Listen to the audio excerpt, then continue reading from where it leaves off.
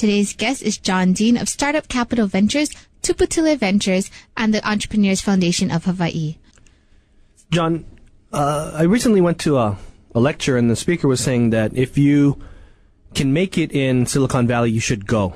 And in order to make it big, you need to leave Hawaii. And one of the students sitting behind me, I was at the university, said, I want to be in Hawaii. I want to make it here in Hawaii. What suggestion do you have? And the suggestion was, you should leave. What's your perspective on that? Because there are companies here that do extremely well and entrepreneurs that do extremely well. So what's your perspective on that? The answer is yes and no. Yes, you should leave, and no, you should stay. Yes, the probabilities today are greater, I believe, for being successful in Silicon Valley. Greater probability there than being in Los Angeles. Greater probability there than being in Tulsa, Oklahoma, and greater than being in Hawaii. But having said that, doesn't mean that there aren't wonderful opportunities here. And one of the, I think, opportunities in Hawaii that you won't get in the Valley is that this is a much smaller, nascent community. And by that, I think there's much more focus and support for startup companies in Hawaii than you would ever find in Silicon Valley. Silicon Valley, there is little to no support, and it's just a very, very different world. So I think there's probability is probably higher for success because the resource base is so much wider and deeper. But I think there's some advantages here, and I think they're just going to get stronger and better over time. So what advice would you give Hawaii entrepreneurs looking to make it and still live in Hawaii? Meet with the entrepreneurs that are already here and that have been successful. Dustin Shindo, Hoku, a public company, a wonderful success. How did he do it? SysGuide here in Hawaii just did another round of financing, and that financing was led by a venture firm in Silicon Valley. How did he do it?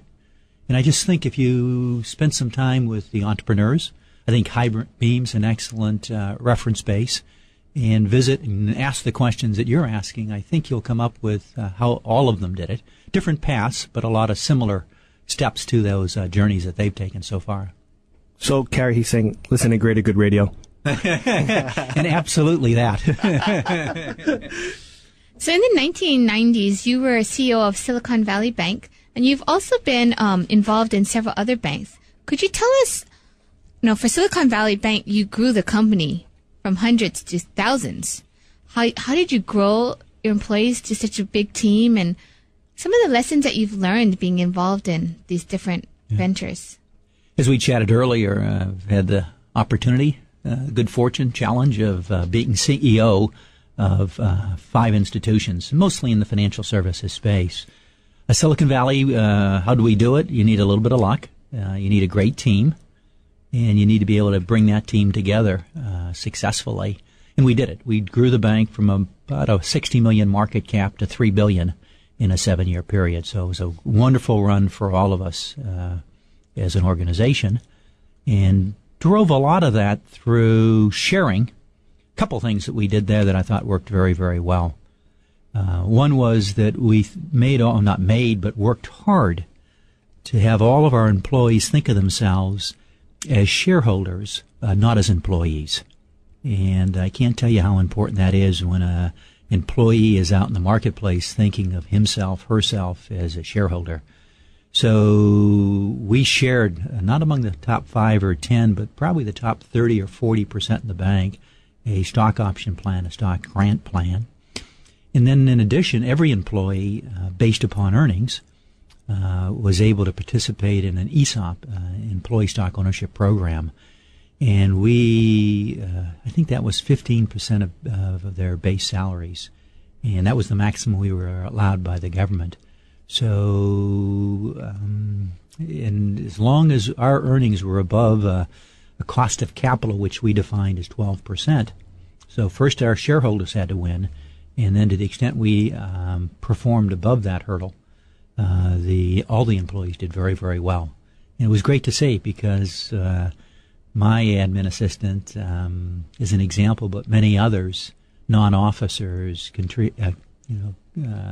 created wealth for themselves and their families in the $250,000, $500,000 and more range.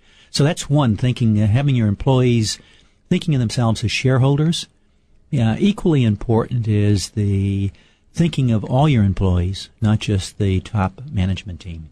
And putting the employees over the management team at times is critical. What I learned with all companies, an interesting one is, and I've read very few business books, but one I have read and more than once is Built to Last. And Built to Last is a study by two professors. In fact, one of them just has a new book out on, I think, on social entrepreneurship. Collins, and I'm trying to think of the other author. And maybe you've got that. I only know Good to Great by Jim Collins. Well, that's his second book. So Jim Collins was co-author of Built to Last. Good to Great was his second book after that, and he has another book just out that's been reviewed in Business Week a week or two ago that I recommend to you. I haven't read it, but the reviews are very good. But important in his book, and it's, and this is a show, we could spend a whole show just on this. What they did is they did research. This was 2-3 years of research at academia, which was what makes for a great or an extraordinary company. And not over a 3, 5, 10, 15-year period, but the average age of the companies they came up with were almost 100 years average. And how did they continually, over that period, outperform the overall stock market? Not by 20 or 40%, but by 10x or 20x. So these truly were great companies. And as you drill down, and again, there's several points, and it's a book, but one thing that I'd leave with both of you, but also the audience, is the commitment to employees, respect for employees, integrity, but also, not all, but most of the companies had a commitment to the community. And almost all of the companies never focused on profits. Interesting, huh? Profits wasn't their driver. It was almost as if we did everything else right, profits would follow. So in all the companies that I've had a very strong commitment to community.